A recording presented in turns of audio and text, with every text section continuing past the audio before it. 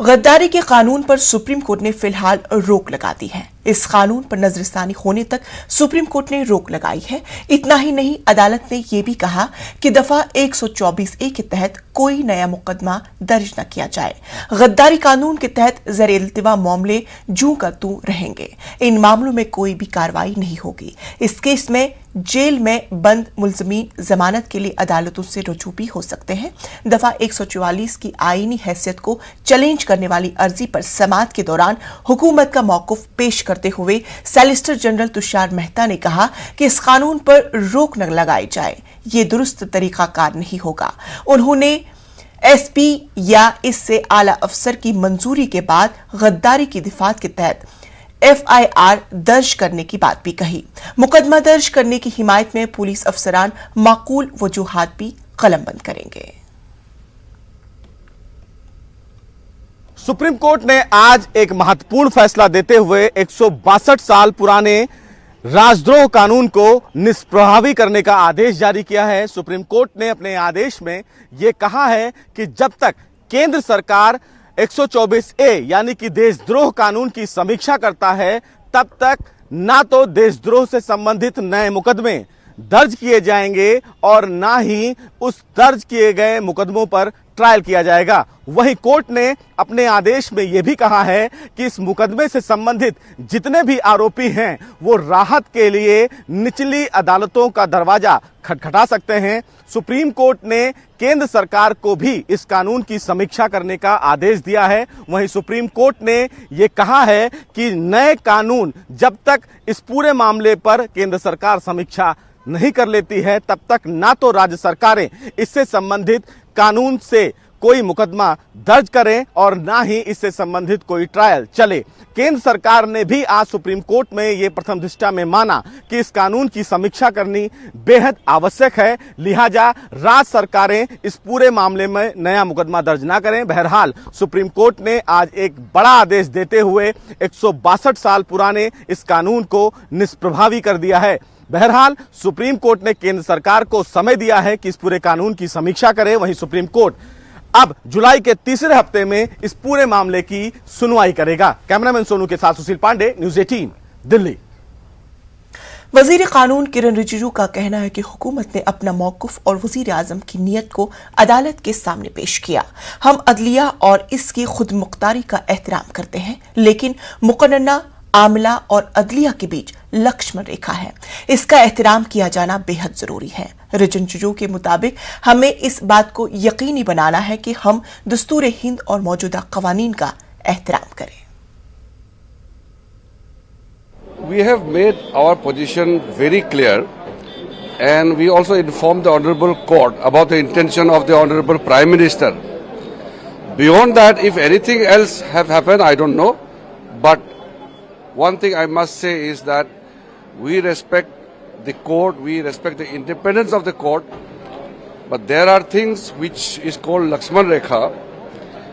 All the organs of the state must respect each other and also to practice our respect in letter and spirit. Whatever we say, whatever we do, we have to ensure that we respect the provisions of the Constitution of India as well as all the existing laws.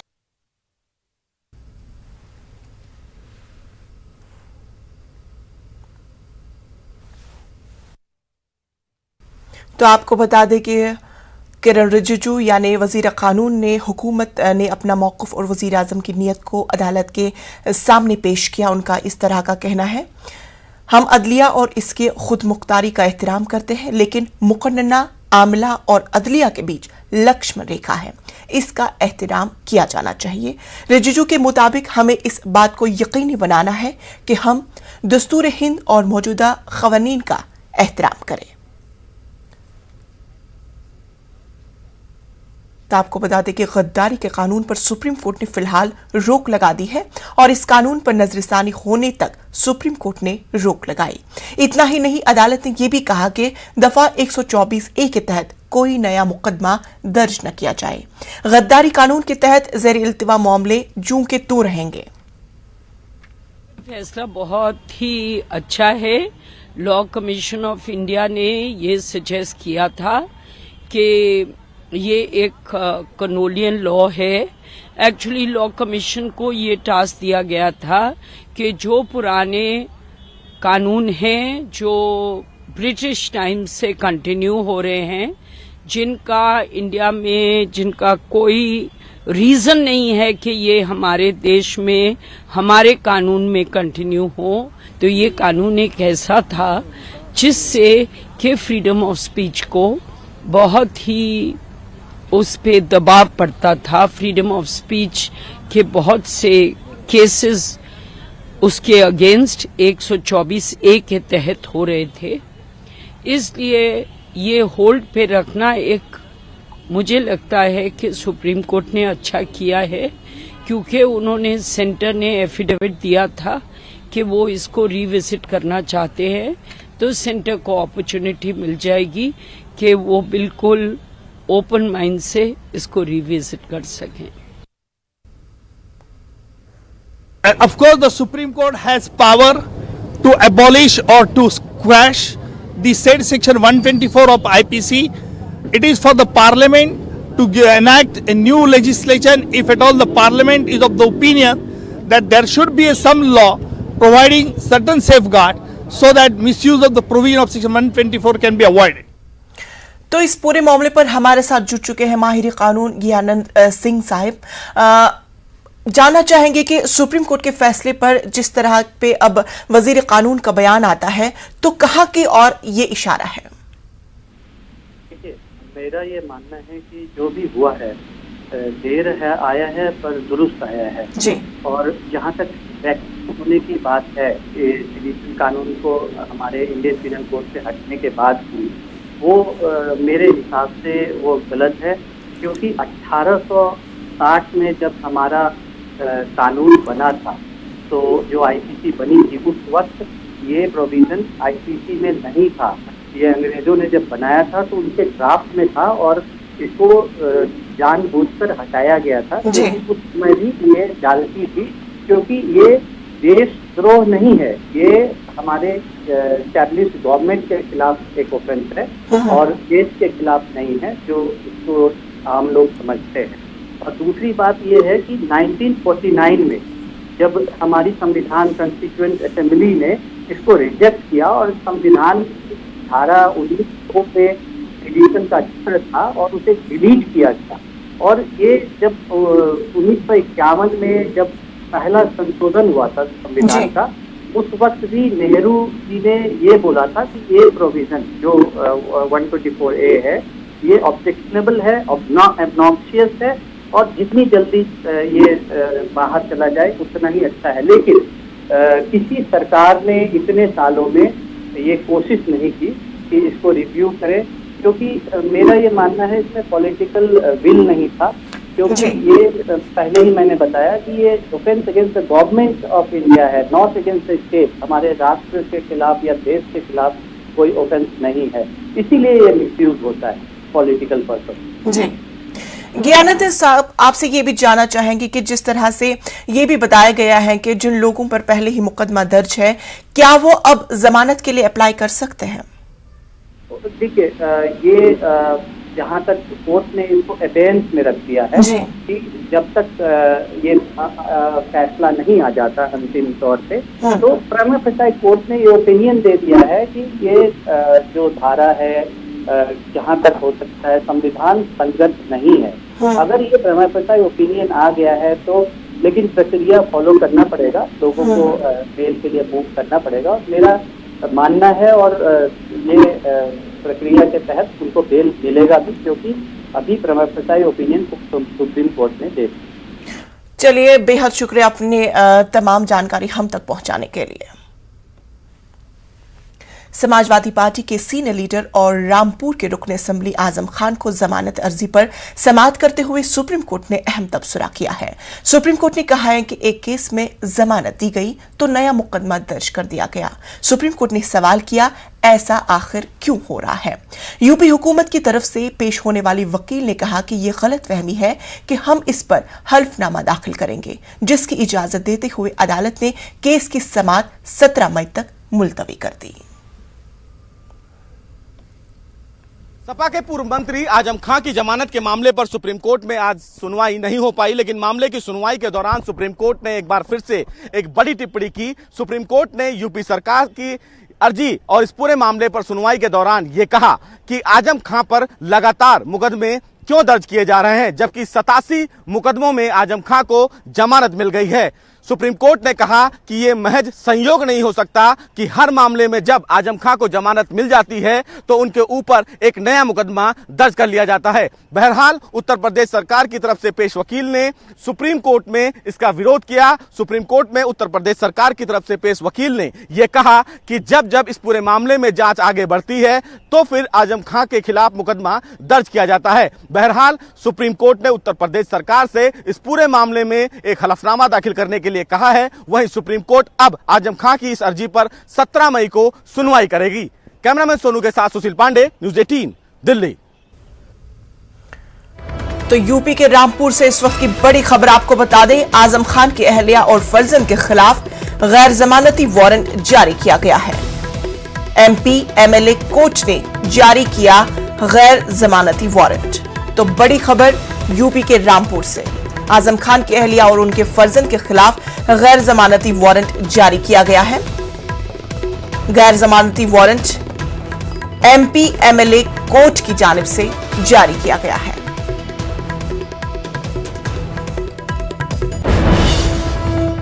वक्त हुआ छोटे से वक्फे का।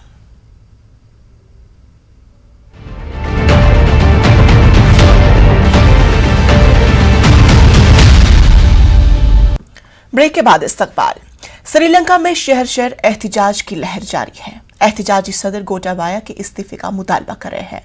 इस बीच सदर गोटाबाया ने एहतिजाजियों के कानून हाथ में न लेने की अपील की। उधर सिक्योरिटी एहलकारों को एहतिजाजियों को देखते ही गोली मारने के अहकाम सादर किए गए हैं।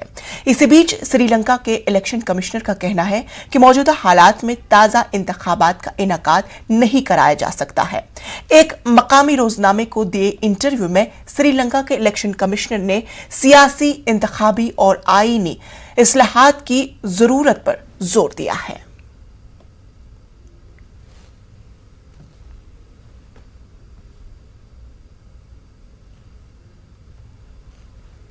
तो हम देख रहे हैं कि कई दिनों से श्रीलंका में एहतिजाज जारी है। इकोनॉमिक क्राइसिस है, वहां पे इक्तिसादी हालात का बहरान है, जिसकी वजह से वहां की आवाम सड़कों पर उतरने के लिए एहतिजाज करने पर मजबूर हो गए हैं।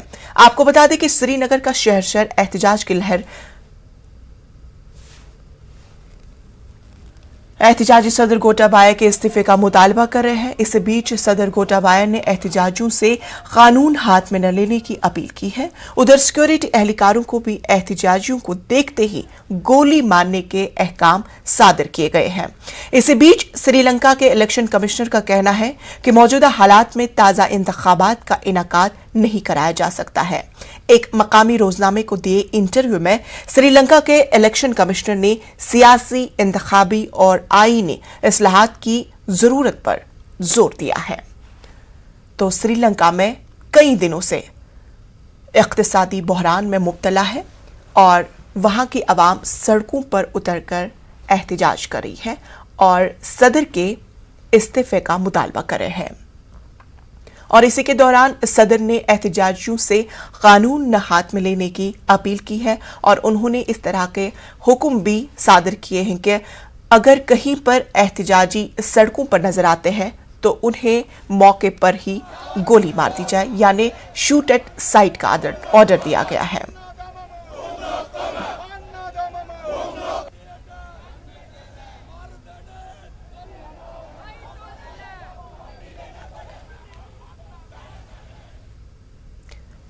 राजधानी भोपाल में 12 से 14 मई तक पानी की सप्लाई मुतासिर रहेगी।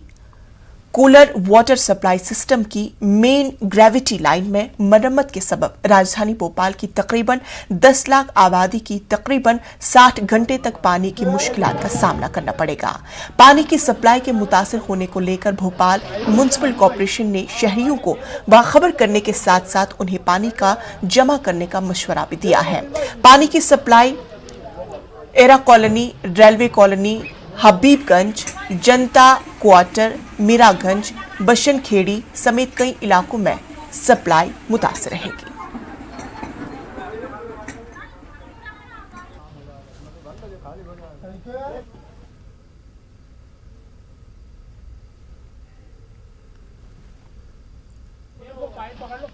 कम सीमा हमने 60 घंटा रखा है। इसके लिए पहले से तैयारी करके सूचना भी दिया गया है। तो थर्सडे फ्राइडे के लिए प्लान है। हम प्रयास करेंगे कि मान लीजिए 48 घंटों के पहले ही वो रिप्लेस होकर कंप्लीटली नया सिस्टम में आ जाए। इससे प्रेशर भी बढ़ेगा। अभी गर्मी आगे कम से कम मान लीजिए 2 महीना है, एटलीस्ट 1.5 महीना है। सो ये 1.5 महीनों के लिए नया सिस्टम से पानी आने से ही बेटर प्रेशर बनेगा और सप्लाई भी बेहतर हो पाएगा। मुल्क के आईटी शहर यानी बंगलुरु की हम बात कर रहे हैं। साफ सुथराई रखने और इस शहर की खूबसूरती में इजाफा करने की नुमाया कोशिश अब देखने को मिल रही है। अहम बात यह है कि हुकूमत से कहीं ज्यादा अवाम ने अपने इलाके को पाकीज़ा रखने का बेड़ा उठाया है। बंगलुरु के फ्रेजीज टाउन में वाक़े हाजी सर इस्माइल सीट मस्जिद रोड की तस्वीर अब बदल रही है। यहाँ कूड़ा करकट डालने वाले मकामात की मुकम्मल तौर पर सफाई की जा रही है। सफाई के बाद दीवारों पर पेंटिंग की जा रही है। फ्रेडीज टाउन और पलक्षी नगर के रेजिडेंट्स वेलफेयर एसोसिएशन और यूथ फॉर परिवर्तन नामी तंजीम ये समाजी खिदमत अंजाम दे रही है। मकामी एमएलए अखंड श्रीनिवास मूर्ति के ताउन से स्वच्छ भारत यानी स्वच्छ बेंगलुरु मुहिम शुरू की गई है। हम लोगों का एजेंडा है कि यहाँ के पूरे ब्लैक स्पॉट्स जो है, ब्लैक स्पॉट्स माने के जहाँ पे कचरा ज्यादा अक्यूमुलेट होता है, लोगों की का सिविक सेंस बहुत खराब है तो गार्बेज फैला देते हैं। तो हम लोग इसको क्लीन करके अवेयरनेस, क्लीनलीनेस और अवेयरनेस स्वच्छ भारत अभियान के मुताबिक सबके लिए ये स्प्रेड करना चाहते हैं कि we need to have a clean and green Bangalore.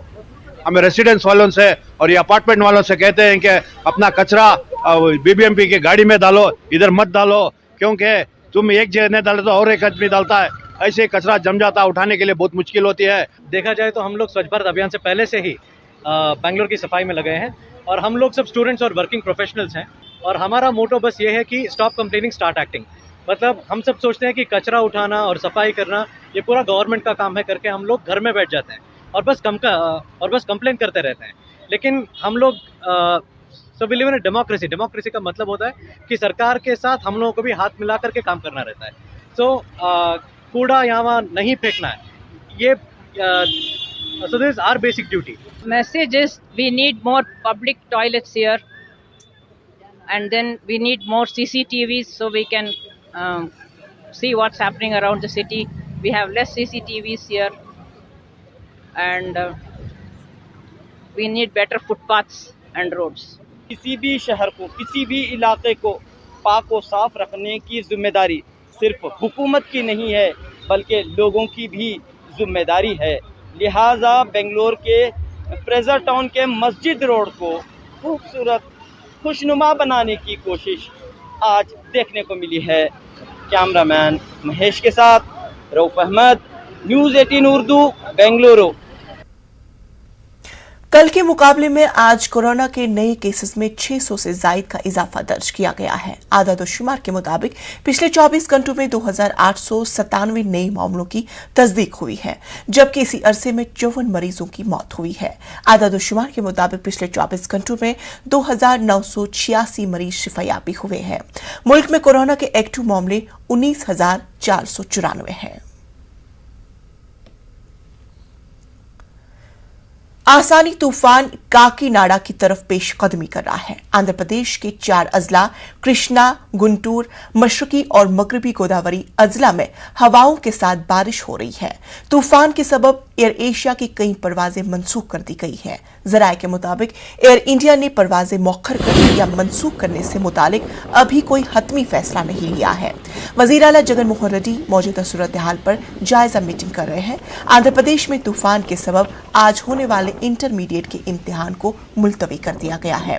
उधर ओडिशा में भी आसानी के असरात दिखाई पड़ रहे हैं। रियासत के मुख्तलिफ अजला में बारिश का अलर्ट जारी है।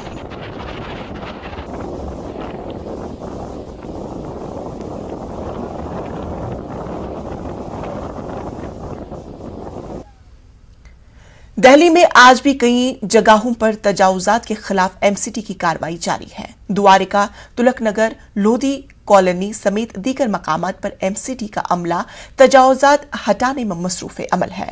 उधर दिल्ली में इन्हदामी कार्रवाई के खिलाफ एहतजाज भी मंजम देखे जा रहे हैं। लेफ्ट पार्टियां आज मार्च कर रही है।